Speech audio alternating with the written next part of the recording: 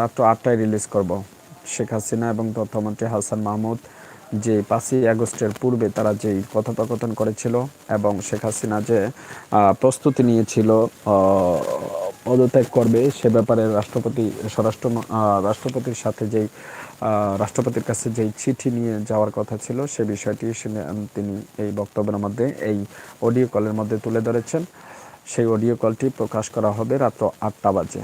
যারা এখন দেখেননি তারা রাত ৮টা বাজে আমার চ্যানেলটিকে সাবস্ক্রাইব করে রাখেন। রাত ৮টা বাজে আমার এই চ্যানেল থেকে যখন আপলোড হবে তখন আপনারা দেখতে পারবেন, যখন রিলিজ হবে তখন আপনারা দেখতে পারবেন রাত ৮টা বাজে শেখ হাসিনা কী বলেছেন সেই সকল তথ্য,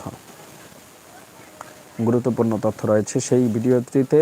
যারা আমার কথা অস্বীকার করেছেন কিংবা আমার কথায় বিভিন্ন রকমের মন্তব্য করেছেন, ওই অডিও ক্লিপটি শোনার পরে একদম পরিষ্কার হয়ে যাবে, ঠিক আছে, যে মূলত শেখ হাসিনা কী চেয়েছিল আর কি করেছেন, কি হয়েছে, এর জন্য দায়ী কারা, সেটি কিন্তু ওই অডিও ক্লিপটি শুনলেই পুরোপুরি পরিষ্কার হয়ে যাবে।